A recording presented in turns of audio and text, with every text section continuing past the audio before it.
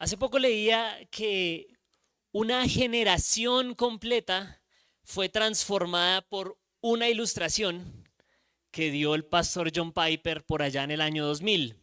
Probablemente usted la haya escuchado y si no, le recomiendo que vaya a YouTube y la escuche. Es una predicación que está dando John Piper y está hablando sobre cómo una persona común y corriente puede impactar al mundo. Y entonces, en un momento de su predicación, él saca un pedazo de periódico.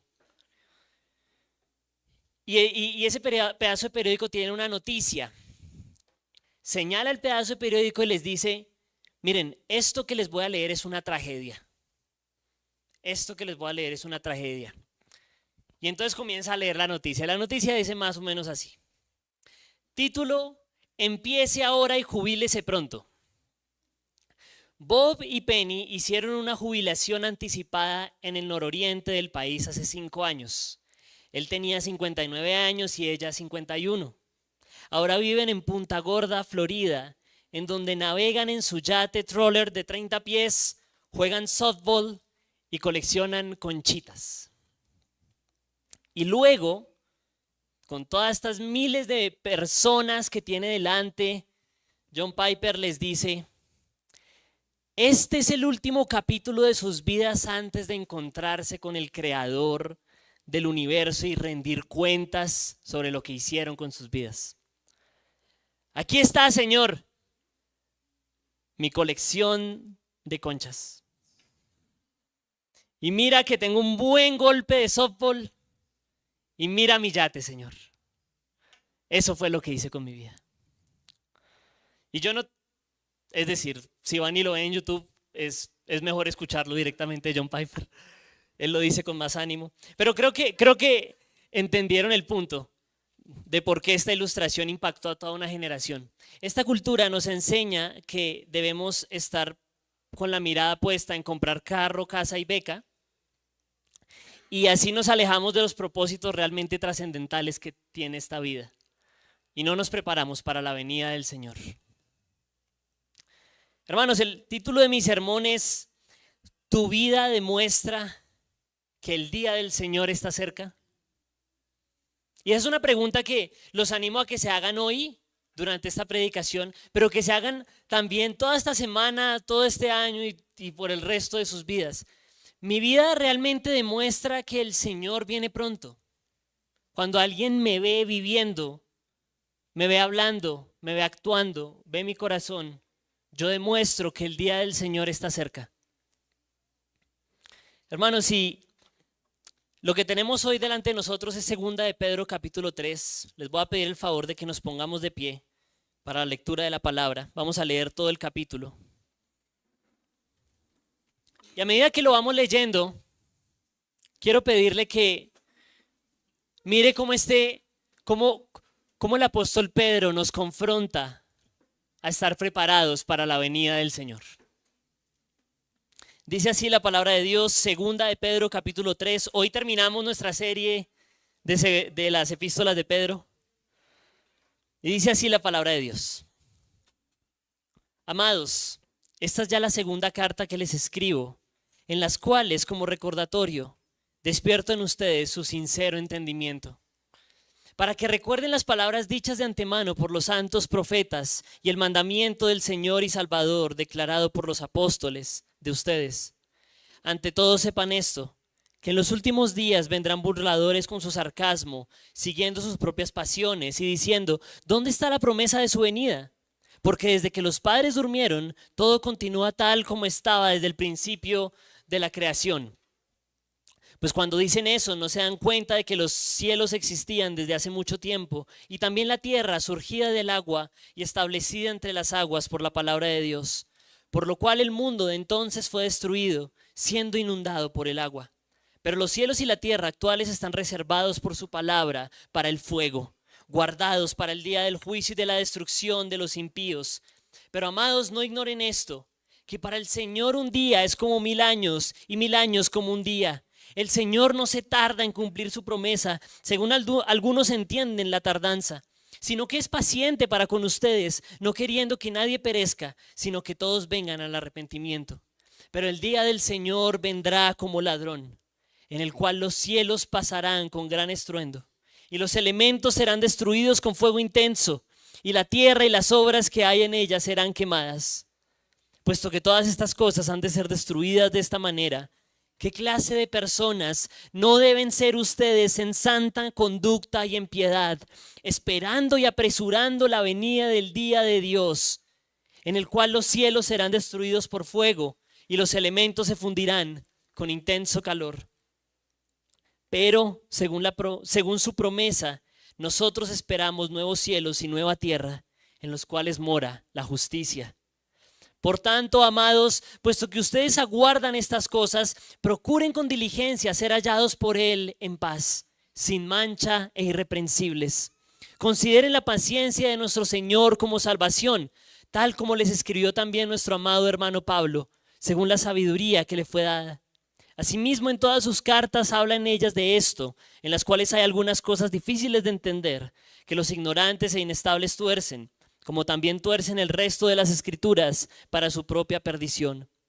Por tanto, amados, sabiendo esto de antemano, estén en guardia, no sea que arrastrados por el error de hombres libertinos, caigan de su firmeza. Antes bien, crezcan en la gracia y el conocimiento de nuestro Señor y Salvador Jesucristo. A Él sea la gloria, ahora y hasta el día de la eternidad. Amén. Hermanos, pueden sentarse. Esta que acabamos de leer es la palabra de Dios.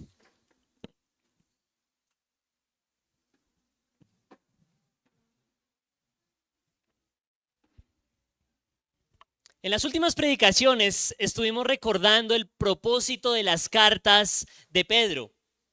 Él quiere recordarle a su audiencia de cristianos algunas verdades centrales sobre cómo vivir para la gloria de Dios. Pedro dice que su tiempo en la tierra es bastante corto, que él ya está a punto de dejarlos y por eso tiene que recordarles la verdad.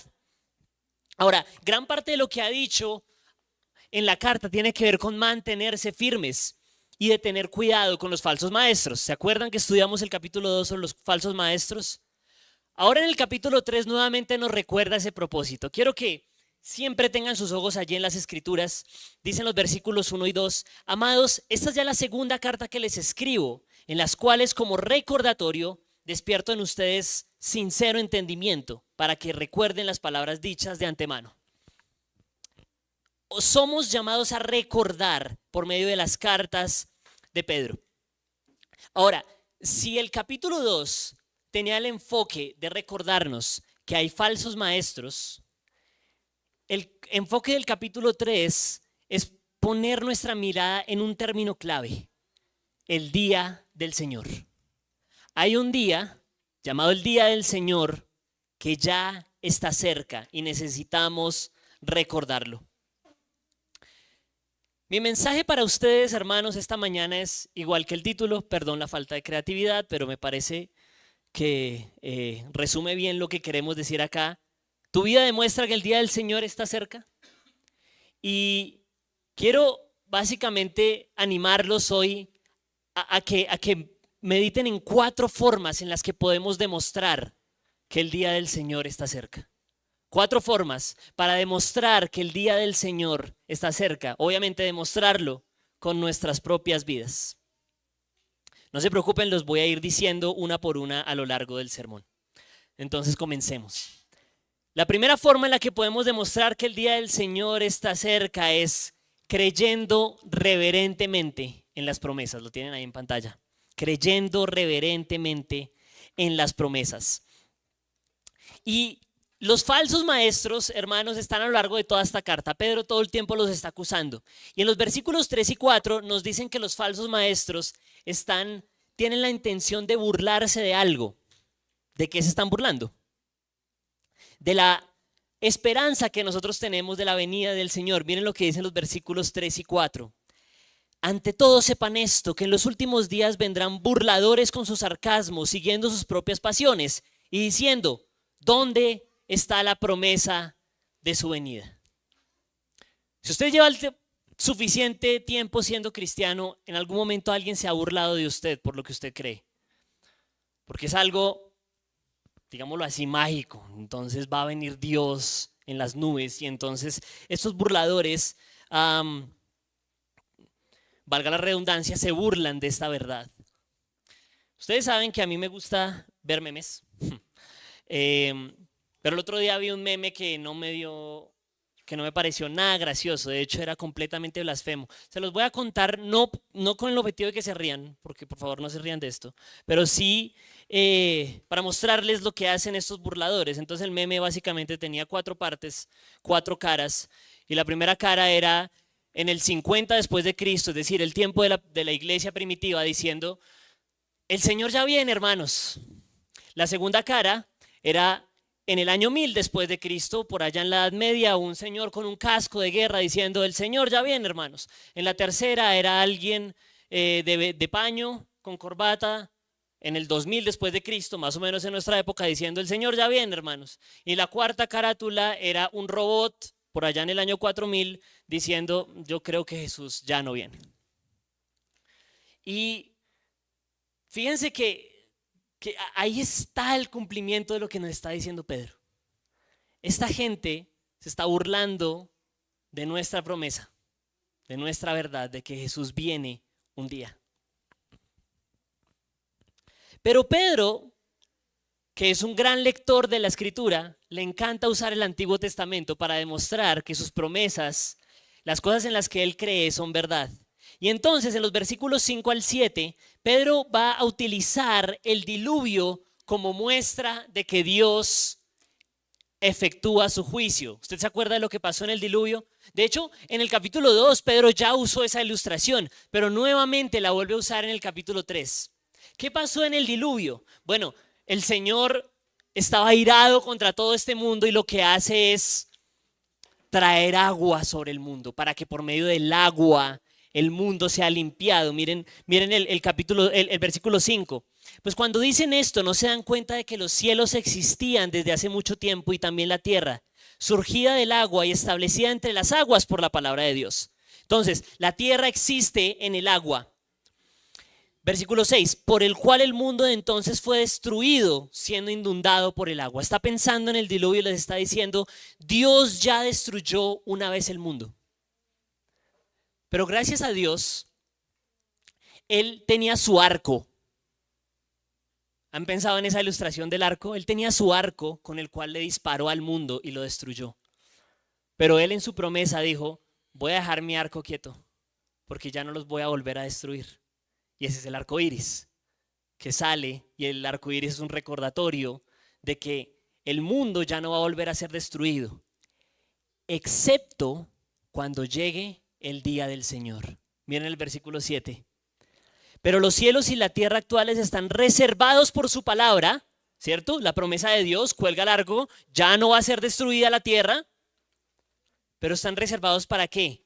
Para el fuego, guardados para el día del juicio y de la destrucción de los impíos. En otras palabras, Pedro dice, el Señor ya no va a volver a destruir este mundo hasta que lo haga, ya no por medio del agua, sino por medio del fuego.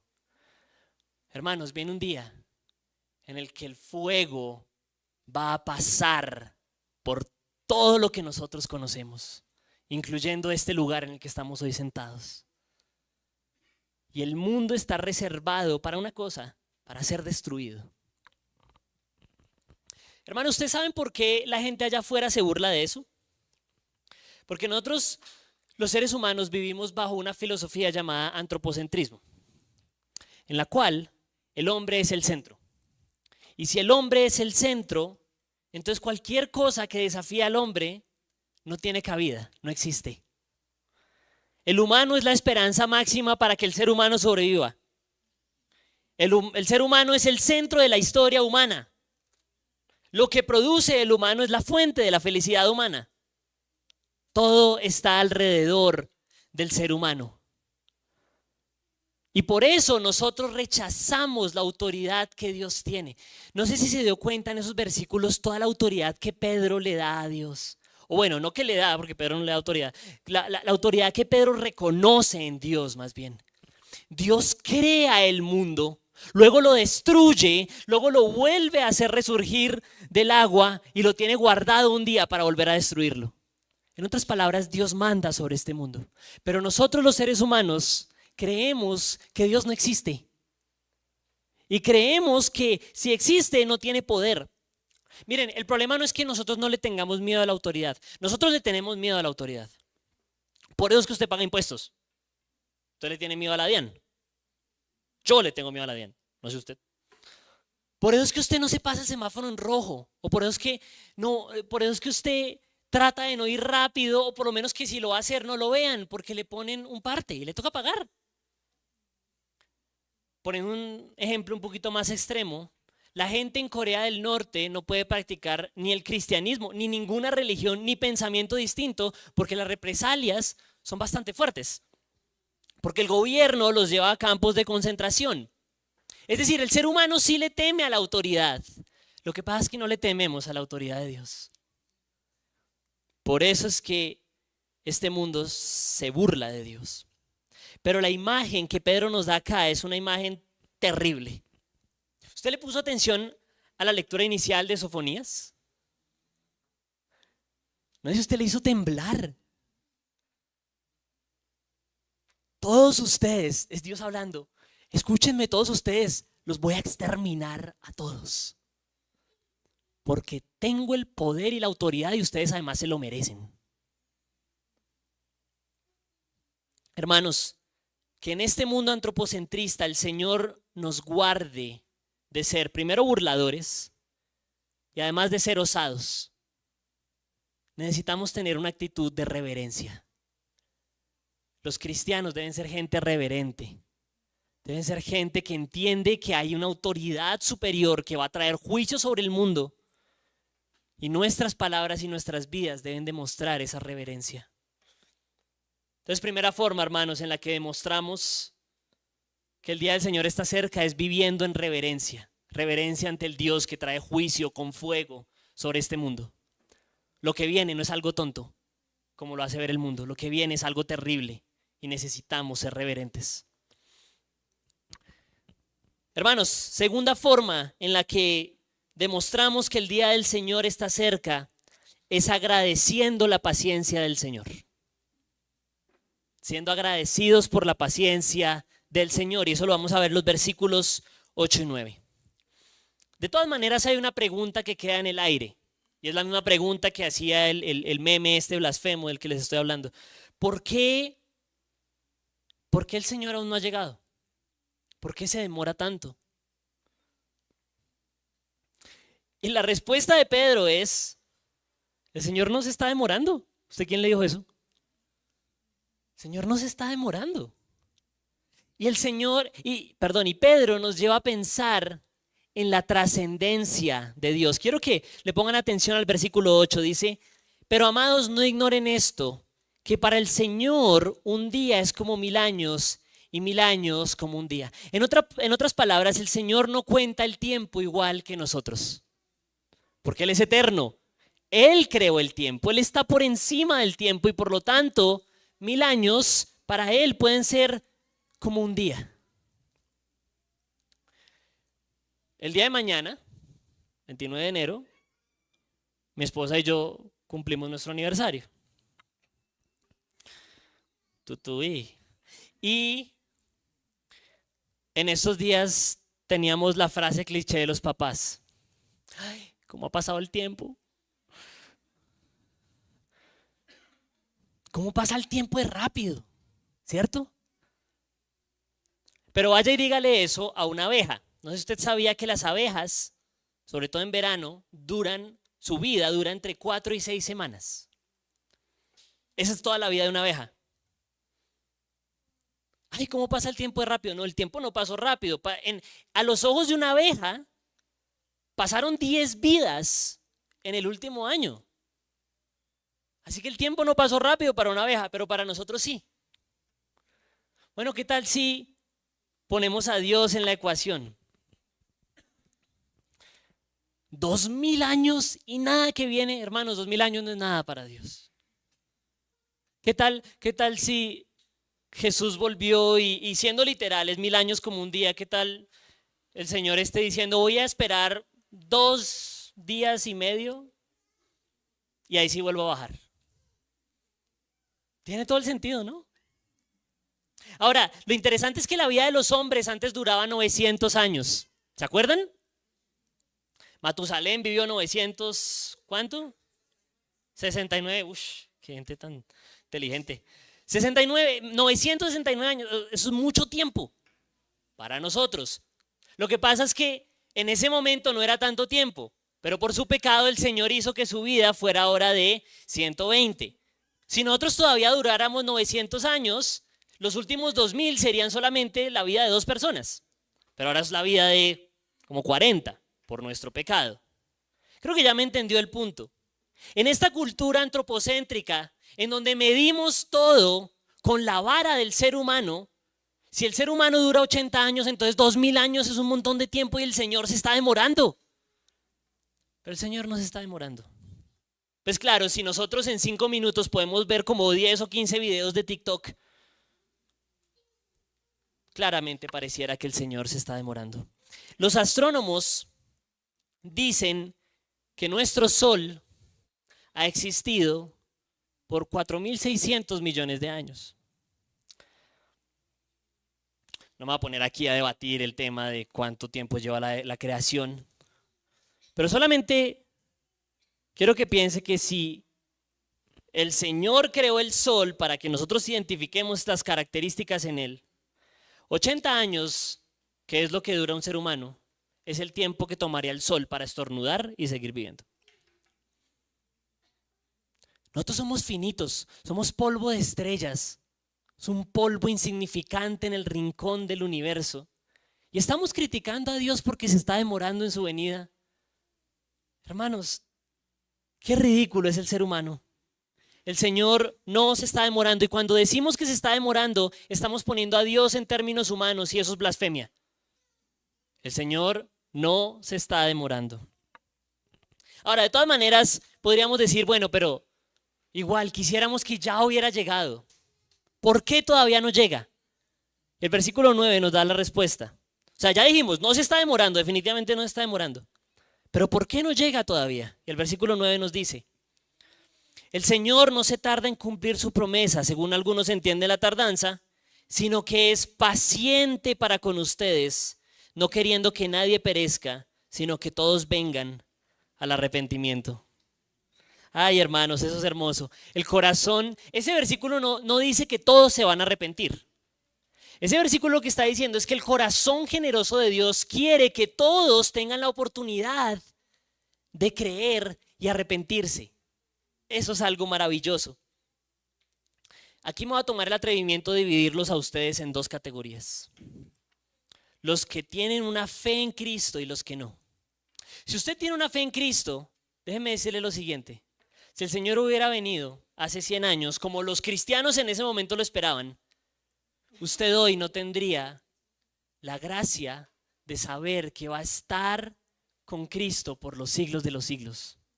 Usted y yo ni siquiera seríamos un pensamiento, ni siquiera existiríamos. Pero gracias a que el Señor fue paciente, toda la gente en este lugar tiene la oportunidad de venir a Él. Y aquellos que vinieron a Él van a disfrutar de Él por los siglos de los siglos. Pero si nuestro tatarabuelo, si el Señor hubiera hecho sí a nuestro tatarabuelo y Él hubiera venido en sus días, ni siquiera existiríamos en un pensamiento de nadie. Señor, gracias porque eres paciente. Gracias porque hasta ahora no has venido. Y si decides esperar más tiempo, es porque quizá quieres que mis hijos se salven, que mis nietos disfruten junto conmigo en la eternidad. Hermanos, necesitamos ser agradecidos por la paciencia del Señor. Y eso no quita el hecho de que ya queramos que venga. Pero hay que ser agradecidos con la paciencia del Señor. Ahora, yo les dije que los iba a poner en 2 categorías. La otra categoría es si usted no cree en Cristo. Y si usted no cree en Cristo, creer en Cristo es lo que vimos hoy en la escuela dominical, es arrepentimiento, es obedecer al Evangelio. Si usted es alguien que no se ha arrepentido y no está obedeciendo al Evangelio, déjeme decirle que usted está en un grave peligro. Porque no solamente para el Señor 1000 años son como un día, sino que además un día son como 1000 años. En otras palabras, Él es preciso con cada instante de la existencia. Y eso significa que si el plan de Él es venir mañana a las 3 de la tarde, entonces va a venir mañana a las 3 de la tarde. Y ese es el tiempo que a usted le queda para arrepentirse. Y si no lo hace, usted va a estar contados, va a estar entre los que se cuentan, que van a ser aplastados por el fuego que el Señor va a poner sobre este mundo. Entonces, querido amigo, es el día para arrepentirse.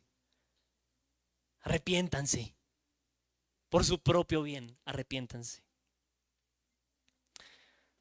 Hermanos, hemos visto dos formas en las que podemos demostrar con nuestras vidas que el día del Señor está cerca. La primera, creyendo reverentemente en las promesas. La segunda, agradeciendo por la paciencia del Señor. Señor, gracias porque has sido paciente, aún no has venido. La tercera, y ahora sí el punto central del texto, llevando vidas piadosas. Algo que no he hecho hasta este momento es explicar el término clave de esta enseñanza. ¿Cuál es el término clave? El día del Señor. ¿Qué es eso del día del Señor? Los versículos 10 al 13 nos van a explicar más sobre qué es el día del Señor. Sin embargo, quiero que sepan que los profetas desde hace mucho tiempo, desde mucho antes que Pedro, ya venían hablando del día del Señor. Ustedes lo leyeron en Sofonías, ¿cierto? Ahí está claro lo que es el día del Señor, es el día de juicio. Joel 2, 30 al 31, por darles otro ejemplo, dice: haré prodigios en el cielo y en la tierra, sangre, fuego y columnas de humo. El sol se convertirá en tinieblas y la luna en sangre antes que venga el día del Señor grande y terrible. Entonces, el día del Señor, según nos lo dijeron los profetas, sobre todo los profetas menores, es ese día de juicio final. Ahora, algo clave que usted tiene que entender es que Pedro no está pensando en nuestras categorías escatológicas. Nosotros los cristianos, sobre todo quienes de pronto hemos estado un poquito más involucrados en la parte académica, nos encanta pensar en cosas como el milenio. ¿Hay un milenio? ¿Cuánto dura? ¿Está antes o después de qué? El arrebatamiento. ¿Va a haber un arrebatamiento o eso es algo? ¿Cómo se entiende eso? ¿Y qué viene antes y qué viene después? La gran tribulación, ¿ya estamos en ella? ¿O cuándo va a ser eso? Si usted espera que le diga, que le explique eso aquí, pues no va a suceder. Pero lo que sí quiero que vea es que usted puede tener, de hecho, yo creo que en esta iglesia hay diferentes posturas en cuanto a eso. Pero la gran mayoría de lo que habla la Biblia sobre la escatología no tiene que ver con esas pequeñeces. Esas pequeñeces son el 1% que no entendemos.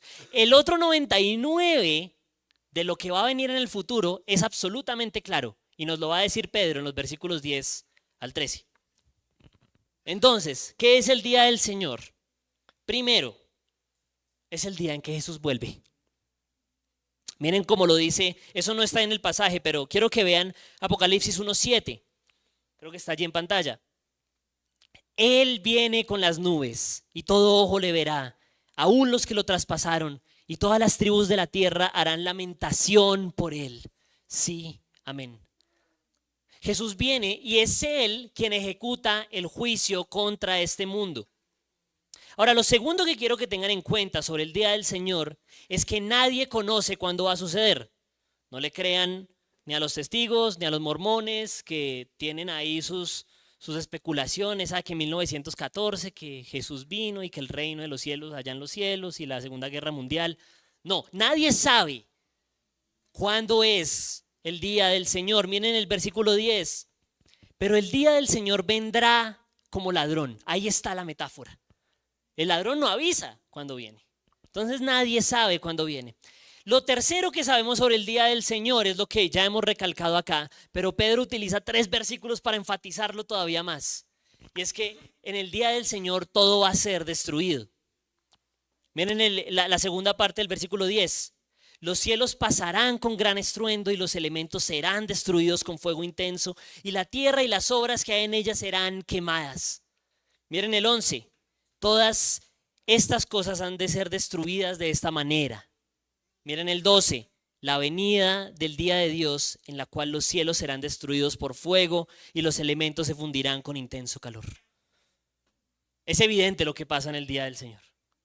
Es el día del juicio. Y lo cuarto que tengo que decirles sobre el día del Señor es que después de toda esa destrucción viene un momento en donde la tierra será restaurada.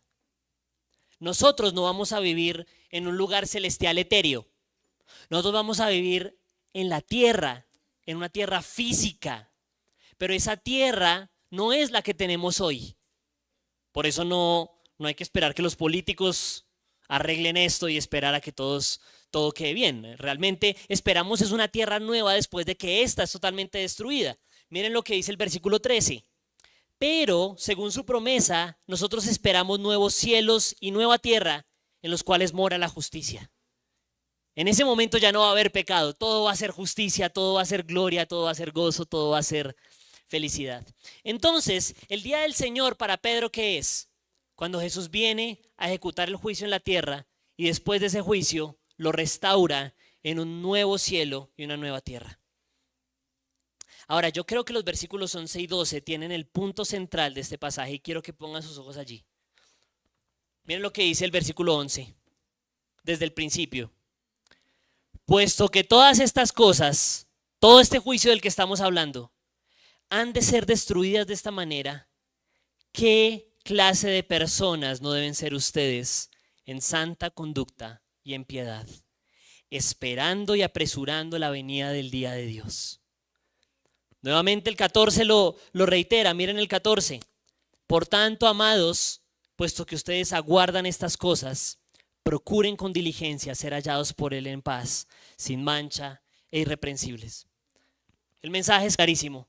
Si todo esto de lo que estamos hablando viene, nuestras vidas tienen que ser santas. Necesitamos llevar vidas piadosas. Debe notarse que esperamos el día del juicio y de la restauración, y eso se nota por medio de la piedad, de la forma en la que vivimos. Me tomaría toda la Biblia, me tomaría explicar de Génesis a Apocalipsis para hablar de cómo es una vida piadosa, ¿cierto? Toda la escritura habla de eso. Pero usando las palabras de estos pasajes, solo quiero animarlos a que se hagan 3 exámenes. Así como se hacen los exámenes de triglicéridos y de todo esto. Quiero que se hagan 3 exámenes. Primero, quiero que se examinen la mente. Y les voy a hacer una pregunta. ¿Qué tiene que pasar hoy para que usted hoy diga, yo estoy en paz? El versículo 14 nos dice, procuren con diligencia ser hallados por Él en paz. ¿Qué tiene que pasar hoy para que usted diga, yo estoy en paz? Y le pregunto porque lastimosamente todas las cosas en esta vida nos quitan la paz. El dinero nos quita la paz, la familia nos quita la paz, la carrera nos quita la paz, la política nos quita la paz, el almuerzo después de esta predicación nos quita la paz. Qué triste, hermanos, que muchas veces como creyentes nosotros sabemos que nos espera gozo y gloria por los siglos de los siglos. Y aún así estamos desesperados en esta vida, ansiosos, cargados. Yo aquí quiero ser vulnerable, hermanos. Yo soy alguien que lucha mucho con la ansiedad. Y yo cuando meditaba en esto, yo decía, Señor, ten misericordia, perdóname porque soy un pecador cada vez que estoy ansioso y desesperado, cuando yo sé que mi vida finita es apenas un soplo, un parpadeo y después me espera gloria por los siglos de los siglos. ¿Por qué estoy tan angustiado por este parpadeo? Que el Señor nos guarde de que las cosas temporales tomen más importancia que las cosas eternas. Lo que sí debería ocuparnos, hermanos, es lo que está en el versículo 12. Nuevamente el 12.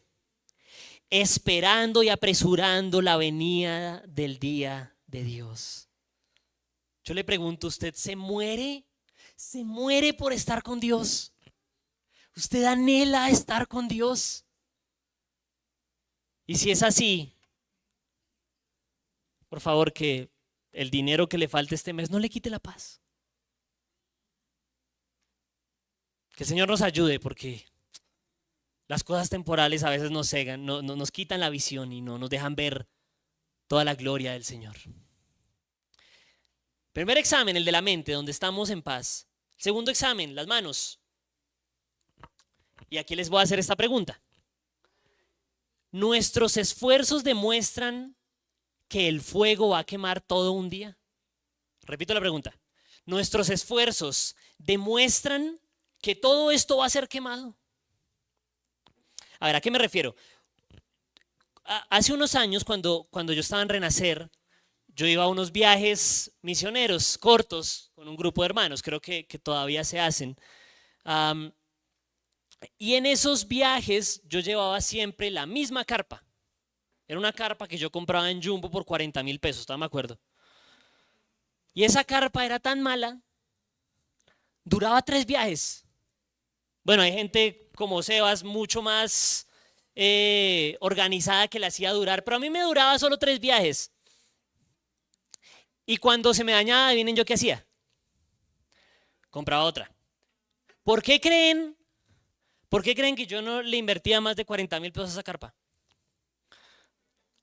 Porque solo voy a estar 5 días allá. ¿Para qué más? Estoy 5 días, me devuelvo, fin. Si me fuera ya a quedar años, quizá pensaría en construir una casa. Pero no, una carpa es suficiente para quedarme 5 días. Hermanos, a veces nuestra manera de vivir comunica como si nosotros nos fuéramos a quedar acá por los siglos de los siglos. Nos esforzamos por esa casa, y perdón que nombre las demás cosas. Las nombro porque son mi lucha, pero la casa, la familia, la carrera. Trabajo y trabajo y trabajo y trabajo por eso, pero todo eso le va a pasar fuego por encima. ¿Para qué nos matamos? Algo que no les dije de la ilustración de John Piper. Entonces están Bob y Penny, 51 años, 59 años, jubilados, recolectando conchas. John Piper los compara con 2 mujeres americanas, unas señoras ya de 80 años, Laura y Ruby, y dice que estas mujeres que eran enfermeras se dedicaban a ir de aldea en aldea en Camerún, curando a los enfermos y predicando el evangelio, y que en uno de sus viajes el carro se les fue a un barranco y se murieron. Y entonces John Piper les pregunta a la multitud, ¿eso es una tragedia?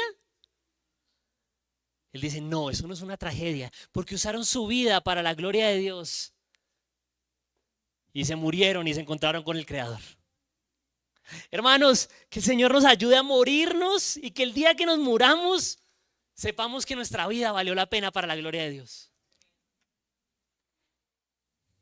Ahora, no me malentienda, yo no estoy diciendo que usted tiene que ser un misionero para que su vida valga para la gloria de Dios. Pero lo que sí le estoy diciendo es que si va a trabajar y va a formar una familia y va a hacer todas estas cosas, ¿cuál es su motivación? ¿En dónde están puestos sus ojos? ¿En la eternidad o en construir aquí? Porque si construimos aquí, hermanos, estamos perdiendo el tiempo. Igual a todo esto le va a pasar fuego. Tercer examen, perdón que el punto es un poco largo. El examen del corazón. Dice el versículo 14, procuren con diligencia ser hallados por Él en paz, sin mancha e irreprensibles. No solo tenemos que preocuparnos por lo que estamos haciendo, sino también por nuestra pureza. Y aquí yo les pregunto, ¿cuál es ese cambio en su vida que usted ha venido aplazando? ¿Qué es esa cosa que usted sabe que tiene que hacer para que su vida y su conducta en efecto sean sin mancha e irreprensibles? Y solo usted lo sabe. Pero lo que quiero exhortarlo es que si usted ha venido aplazándolo, este es el momento de hacer ese cambio.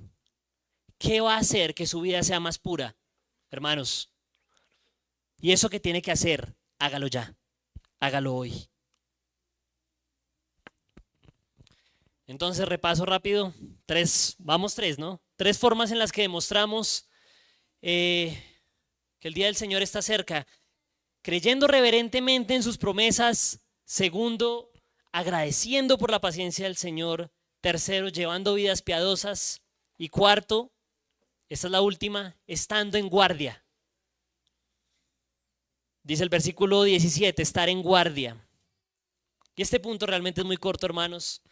Versículo 15 y 16, Pedro nos da un resumen de algo que ya ha venido diciendo a lo largo de la carta. Miren el versículo 15. Consideren la paciencia de nuestro Señor como salvación. En otras palabras, el Señor es paciente para que ustedes se salven. Luego sigue diciendo, tal como les escribió también nuestro amado hermano Pablo según la sabiduría que les fue dada. ¿Se acuerdan que leímos al comienzo del servicio tesalonicenses? Bueno, Pablo vino hablando de lo mismo. Pero ¿qué problema hay? Versículo 16, los falsos maestros. Asimismo, en todas sus cartas hablan ellas de esto, en las cuales hay algunas cosas difíciles de entender que los ignorantes e inestables tuercen, como también tuercen el resto de las escrituras. Entonces, los falsos maestros están torciendo las palabras de Pablo. Y Pedro les dice, como todavía hay falsos maestros en este mundo, tenemos que hacer algo. Versículo 17. Por lo tanto, amados, sabiendo esto de antemano, estén en guardia, no sea que arrastrados por el error de hombres libertinos, caigan de su firmeza. ¿Y cómo podemos estar en guardia? El último versículo de esta carta nos dice cómo estar en guardia en términos prácticos. Versículo 18. Antes bien, crezcan en la gracia y el conocimiento de nuestro Señor y Salvador Jesucristo. A Él sea la gloria ahora y hasta el día de la eternidad. Amén. Alguna vez escuché una historia de un pastor que se apartó de su esposa y finalmente abandonó la fe. Y tenía un niño pequeño y le preguntaron al niño pequeño, ¿qué fue lo que pasó con tu papá? ¿Por qué se apartó? ¿Qué cambios hubo en su vida? Y el niño pequeño dijo esto, pues yo no vi ningún cambio en mi papá, solamente una cosa, que él se levantaba temprano a orar y a leer su Biblia y de un tiempo para acá dejó de hacerlo. La forma práctica, hermanos, en la que nosotros perseveramos en estas verdades y somos guardados de los falsos maestros, es creciendo en la gracia y el conocimiento de Dios, y eso se hace leyendo la Escritura. Le voy a decir para qué no sirve leer la Biblia. La Biblia no sirve para estar bien con Dios, que ese es el error que siempre se comete. Entonces, hoy leí un capítulo de la Biblia, hoy estoy bien con Dios y me siento bien. Hermanos, solo hay dos alternativas para estar con Dios. O la ira de Dios está sobre usted y usted está en un grave peligro, o usted ya tiene absoluta paz con Dios. La Biblia no sirve para que usted esté bien con Dios. La Biblia sí sirve, en cambio, para ayudarnos a perseverar. Nuestro corazón humano tiende a olvidar todas estas verdades. Todo el tiempo las estamos olvidando. Las escuchamos en el púlpito, las escuchamos en la escuela dominical, las escuchamos en todo lado y las olvidamos una y otra vez. Y es solo por medio de la lectura de la palabra que podemos perseverar. Por eso yo quiero hoy usted retarlo a que demuestre que el día del Señor está cerca, estando en guardia. ¿Y cómo está en guardia? Por medio de la Escritura. Quiero que se pregunte, ¿usted está haciendo un esfuerzo sincero por crecer en el conocimiento de Dios? Pregúntese, ¿cómo podría estudiar la Biblia mejor este año? ¿Cómo puede cambiar su agenda? ¿Cómo puede cambiar sus rutinas? ¿Qué cambios hay que hacer para que usted crezca en el conocimiento de Dios? ¿Qué libros, artículos, podcasts hay que incluir en su vida para que usted esté expuesto al conocimiento de la palabra? ¿Qué tal si comienza un tiempo de estudio con algún hermano, con algún grupo de hermanos? ¿Está aprovechando los tiempos de la congregación? ¿Está aprovechando los tiempos de grupo de comunión o va por ahí cada vez que medio tiene tiempo? ¿Está aprovechando la escuela dominical los domingos? ¿Está aprovechando el tiempo de hombres los jueves? Esas son solo oportunidades. No se trata de que usted peque por ir o no ir. Se trata de que usted necesita perseverar y recordar la palabra. Hermanos, esto no es una cuestión legalista. Los animo a que crezcan en el conocimiento de Dios. Hermanos, el día del Señor está cerca. Necesitamos creer reverentemente en sus promesas. Necesitamos agradecer por la paciencia del Señor. Necesitamos llevar vidas piadosas y necesitamos estar en guardia. Le ruego al Señor que ustedes y toda esta iglesia demuestren que viene un día en el que el fuego va a consumir todas las cosas.